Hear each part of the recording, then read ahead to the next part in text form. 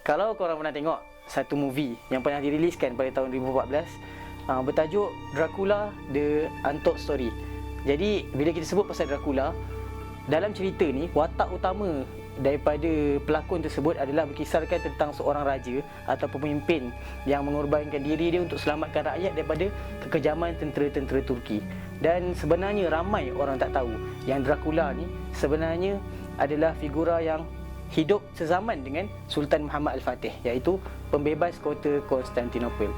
So Dracula ataupun nama sebenarnya Vlad yang ketiga merupakan anak kepada pimpinan Raja Wallachia, satu tanah jajahan yang terletak di bawah kerajaan Turki Osmaniyah. Jadi bapa kepada Dracula ni bernama Vlad the Draco.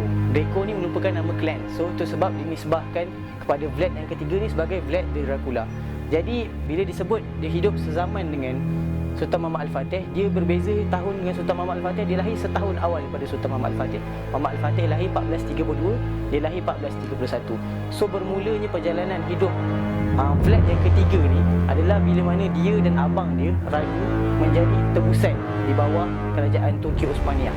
Dan bermula daripada situ, Dracula ataupun Vlad ni mendapat pendidikan dan mahir bahasa Turki, malah mendapat latihan ketenteraan daripada kerajaan Turki Osmaniyah sendiri. Sampai satu masa ayah Vlad, iaitu pemimpin kerajaan Wallachia, telah mati dan Turki Osmaniyah sendiri telah menghantar Vlad yang ketiga untuk jadi pemimpin di kawasan tersebut.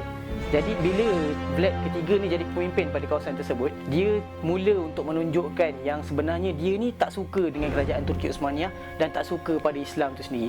Jadi dia abaikan cukai pajak ataupun kita sebut dalam term Islam adalah jizyah selama lebih 3 tahun, sampaikan Sultan Muhammad Al-Fatih hantar utusan untuk selesaikan konflik dengan Vlad yang ketiga ni. Jadi apa yang Vlad ketiga ni buat, bila utusan Sultan Muhammad Al-Fatih tu sampai, dia arahkan supaya utusan tu menanggalkan serban, sebab dia tahu yang serban ni adalah lambang orang Islam. Dan bila utusan ni ingkar dan tak nak tanggalkan serban dia, Vlad terus pancung dan bunuh. Dan perkara ini menyebabkan Sultan Muhammad Al-Fatih rasa marah dengan perkara ni, dan sejak daripada peristiwa ni dia mula mengisytiharkan penentangan secara total terhadap kerajaan Turki Osmaniyah. Dan lepas peristiwa ni ada beberapa peristiwa yang menyebabkan Vlad the Dracula ni masuk dalam kawasan-kawasan jajahan tentera Turki Osmaniyah dan sehinggakan membunuh hampir 23,000 orang tentera Muslim, sama ada daripada kalangan lelaki, wanita, orang tua dan kanak-kanak. Vlad ini juga digelar sebagai Vlad the Impaler. The Impaler bermaksud Vlad si tukang sula ataupun si penyula.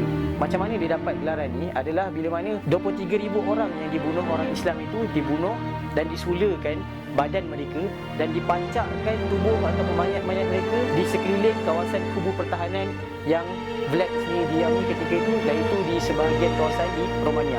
Dan tempat pemacakan 23,000 orang mayat ini dinamakan dalam sejarah The Forest of the Impaled. Jadi bila Sultan Muhammad Al-Fatih datang tengok mayat orang Islam yang dipacak dan disula dalam keadaan yang mengerikan, menyebabkan kemarahan yang meletus daripada kerajaan Turki Osmaniyah sendiri. Vlad the Impaler ataupun Vlad the Dracula sebenarnya dalam sejarah seorang pemimpin yang kejam, membunuh hampir keseluruhan 80,000 orang. Jadi dalam lipatan sejarah, sesiapa saja yang tak bersetuju dengan dia, dia akan bunuh dengan cara sula. Sebab itulah digelarkan Vlad the Impaler. Pada akhir-akhir kehidupan, Vlad ini akhirnya dibunuh oleh gerakan gerila daripada tentera Turki Osmaniyah sendiri, yang kemudiannya kepalanya dipancung dan dibawa menghadap Sultan Muhammad Al-Fatih, menyaksikan kejatuhan seorang pemimpin yang sebenarnya zalim dan seorang pengkhianat pada kerajaan Turki Osmaniyah, namun diangkat namanya oleh bangsa-bangsa Eropah.